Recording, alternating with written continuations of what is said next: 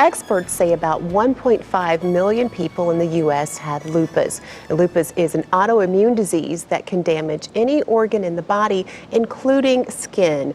Joining me now to share her personal journey with lupus is Kayla Britt. Kayla, welcome to Tar Heel Talk. Thank you for having me. Now, you were diagnosed with lupus at the age of 11. Yes. Take us back to the time when you were starting to feel bad and some of the symptoms that you had that ultimately led up to the diagnosis that you had. I came home from school. I was in 6th grade. I had a headache. I was laying on the couch. I had a fever and a rash. And to me, it seemed something normal, something minor. You know, I was just sick. My mom knew right away that it was more than that. Did it come on suddenly? Yes. Or was okay? Yes. I felt fine at school. When I got home that evening off the bus, just everything went out of whack. And so your mom knew something was going on and she took you to the hospital? Yes. And what happened? What were your experiences once you got there? We went to the urgent care first. They saw the rash that was on my body and they said that they wouldn't treat me, that I needed to go to the hospital immediately. And so when I got to the hospital, they actually tried to tell me that I had a bladder infection and that I should just go home and take antibiotics and I would be fine. But my mom was like, no, she's staying here, something's wrong. And later, when they began running the test, they realized I was in kidney failure. Wow, so you go to school that morning, you're fine. By the evening, you're in kidney failure. Yes. What happened next? I stayed in the hospital at Southeastern Regional in Lumberton for 8 hours. They decided that they didn't have the proper equipment to treat me, so they sent me to Cape Fear Valley. I stayed at Cape Fear Valley overnight, and they decided that I needed a blood transfusion and that they couldn't provide that for me either. So I went to Duke, where I stayed for 2 weeks. I ended up not needing the blood transfusion, but I did begin chemotherapy at that time. Wow, so that's a lot to happen in a very short period of time. Did doctors give you any indication of, or how long did it take for them to make that lupus diagnosis? I was in the hospital for a week when they made the diagnosis, which is actually fairly quick to be diagnosed with lupus. And so after that initial experience, what has your health been like? Have you faced any health challenges in the years following your initial diagnosis? Yes. So I have good days and bad days like many people, except for my bad days consist of joint pain, fatigue, sometimes to the point where I can't really get out of bed, but I make myself. In 2010, I was also diagnosed with autoimmune neutropenia, and a little while later I was diagnosed with fibromyalgia. Wow. So I now have cataracts on both eyes from the Plaquenil, which is the medication that I take for lupus. Wow. So how are you feeling on most days? I feel great. I feel like you make your circumstances. I feel like lupus is my best friend in the sense that without having lupus, I wouldn't be as determined and motivated, and I wouldn't be the fighter that I am today. I can imagine over the years, especially going through those teenage years, the challenges you may have faced when you weren't having good days. Talk a little bit about living with lupus and how you manage it. So I really love school, and when I was diagnosed, they told me that I probably wouldn't graduate high school on time, even though high school was years away, and that was devastating to me. So as I went through middle school, junior high, and high school, I missed a lot of days. But no matter how many days I missed, I was at home doing homework. And they would tell me, Kayla, take a break, you have to rest. I am resting, I'm in bed doing my homework. So I did graduate. I graduated around 35-ish in a class of 500 on time. Excellent. And I went straight to college. After college, I did a year of law school. I decided to get my Master's of Public Administration, and I'll be finishing my law degree starting this fall. Excellent. That is wonderful. When you share your story with others, because like we were talking about, Jason and I, in the first segment, sometimes lupus can be very difficult to diagnose. What do you share, or what are some points that you want our viewers to take away from your personal situation and, your mom insisting that more tests be run? What are some some things that you think our viewers can take away from that and should know, especially when they're trying to advocate for their own health? Right. I really think it's important to always get a second opinion if you feel that what the doctors have told you may not be accurate. You know your body better than anyone, except maybe your mom. But always get that second opinion if you're not sure. I was experiencing a lot of fatigue. I was passing out. I was chronically dehydrated in 5th grade. So that was something that should have been caught sooner. But in hindsight, we see, oh, we should have thought about that, but we didn't. So take every little thing seriously. That's certainly some good advice. What are your plans for the future? I know you're about to finish up your law degree. What are you hoping to do in the years to come? I plan to be a civil rights attorney and one day adopt children. Wonderful. When you look back on your experience from the age of 11 to this point, what has been the most meaningful part of your journey in living with lupus and managing this disease? For me, I think it's the ability to inspire other people, because it's really not as hard for me as I guess it's supposed to be, but it's all a matter of perspective and attitude. And I use it as an opportunity to show that if I live with lupus and I can do this, then you can do it too. And I just think that I was honestly blessed with lupus because I took it and I run with it and I fought it. And I will continue to do that until I've made a difference in at least one person's life.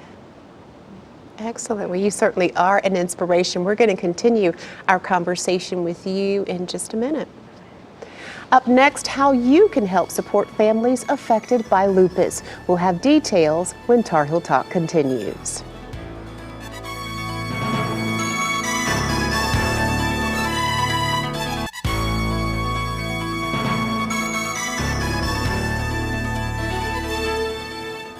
We're talking today about efforts to help those battling the autoimmune disease lupus. The 8th annual Walk to End Lupus Now will take place on Sunday, May 1st. Registration is at 1 p.m. and the walk begins at 3 p.m. on Centennial Campus at NC State University. Now, for more information on the event, log on to lupusnc.org. And joining me now to tell us more about this upcoming event to end lupus, this walk to end lupus, is Kayla Britt. She was diagnosed with lupus at the age of 11, and also joining us is Jason Herndon, who is Vice Chair of the Board for the Lupus Foundation of America, the North Carolina chapter. This event coming up, the Walk to End Lupus Now, is a major fundraiser for the Lupus Foundation of America. What can people expect on this day? A lot of fun. A lot of fellowship. We are fortunate that NC State partners with us, allows us to use Centennial Campus. We have a 1 mile walk laid out. We have a 5K laid out as well for those who are ambitious and want to get in the whole 3.1 miles. If you want to bring your dog, as long as they're on a leash, bring them out. We love dogs. Bring your strollers. Don't bring alcohol. Don't bring a grill. But otherwise, it's a great time. Live music, booths. We have stops along the walking trails with refreshments, water, snacks. It's just, it is a great opportunity to come out, learn more about the disease, learn more about the efforts that we are putting forth to fight that disease, meet some inspirational folks like Kayla, and just have a wonderful time. And Kayla, you participate obviously in this walk. Why have you taken on the charge to help raise awareness about lupus? So to me, the only way to get people to understand is to talk about it. The more I talk about it, the more I post about it, the more I post pictures about it, the more people want to know. Some people feel comfortable asking me, well, what is it? How does it affect you? Others people don't, but they'll take that time to Google it. So I think that the walk for me is just a moment to say, I'm still fighting this, but publicizing the walk is just my way of really getting the word out there and spreading the awareness that I think is very important. Right. And I understand that every person who is walking is a fundraiser. How does that work? Sure, there is no registration fee, but that is sort of our motto. Every walker is a fundraiser, and what we mean by that is if you're coming out, try to raise anything you can. Every dollar helps. As you mentioned, this is a huge fundraiser for us. In fact, it's our largest source of funding every year. This is one of 3 walks. We do have one in Charlotte, we have one in Fayetteville.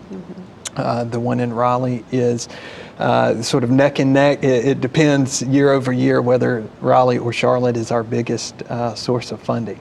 But we ask everybody, do everything you can. We'd love to see every walker raise at least $100. We understand that's not always possible, but $10, $20, whatever you can do is appreciated. And how will the proceeds be used? So the great majority of funds stay here locally. Research through the Lupus Foundation is coordinated at the national level. We do not do that locally. So there is a portion of the funds that go to the national organization so that they can be grouped with the funds from all the other chapters and funds that the national organization raises itself to support and fund the research and the education efforts.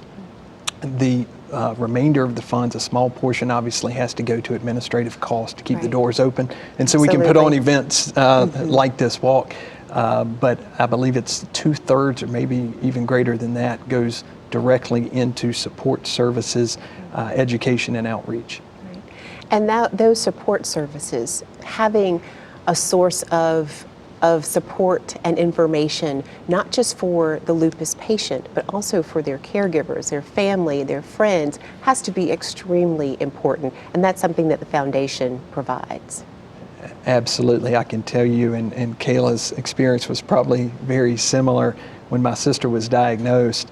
I can very vividly remember sitting in a room with my parents and my sister and all of us looking at each other going, what is lupus? Right. And it's nice to have a place to go like the Lupus Foundation of America North Carolina chapter that really gives you that starting point of what's the information, where can I get assistance, where can I go to some of the peer-to-peer support groups. And Kayla, how has your support system been? I can imagine having practically grown up living with lupus and dealing with this disease, you've had some really important sources of support along the way. So in the beginning, my parents were very supportive. They kept me at the doctor's when I needed to go. Once a month I took chemo treatments. They were there taking me from Lumberton to Durham to get those treatments. And at age 15, I started dating my boyfriend, which I'm still with, and he became more of the role to be there and to support me, to make sure I'm taking my medication, to make sure he's rubbing my feet and my back when I'm in pain. So I've been very blessed when it comes to support. Right. So you mentioned chemotherapy. Is that a common treatment for lupus? I don't know in general, but I do know that I have lupus nephritis. Like I said before, it did attack my kidneys, and so to repair my kidneys, chemotherapy was used. Okay. Yeah, I don't know. I can't tell you how common it is. My sister has also had to have a similar treatment, and I think part of that goes back to what we were talking about earlier, where there's just very few, in fact only the one, which was within the last couple of years, drugs that has been specifically developed to treat lupus. And so the doctors have to look to other medications and other treatments for other diseases to try to combat what, again, we call the cruel mystery. Absolutely. Definitely room for a lot more research, lot more work to be done in this area. And people can get involved, our viewers can get involved by supporting the Walk to End Lupus that's taking place on Sunday, May 1st. Again, registration is at 1 o'clock.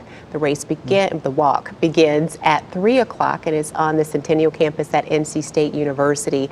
People can find out more information about this event and get all signed up and ready to go by logging on to lupusnc.org. what is your call to action as you think about the work that still needs to be done in terms of lupus research and advances in medicine for this disease? What would you like for our viewers to keep in mind as we approach May 1st and this event that could do a lot of good in our area? We all have at least one woman in our life, a mother. Mm-hmm. Many of us have wives, daughters, sisters. This disease affects 90% are women. Right. Within that population, it occurs 2 to 3 times more in African Americans, Asian Americans, and Hispanic Americans than it does in the Caucasian population. You never know if it's going to be your mother, your sister, your daughter, your friend. So if there is any woman in the world that you care about, look at this disease, look at what you can do to try to help support the efforts to combat it. Absolutely. Excellent advice, Kayla. We wish you continued success. I hope you continue to do well, and we wish your sister Susan all the best as well. Thank you both so much for being with us today. Thank you. That's it for this week's Tar Heel Talk. I'm Sonia Williams. Thanks so much for watching. We'll see you again next week.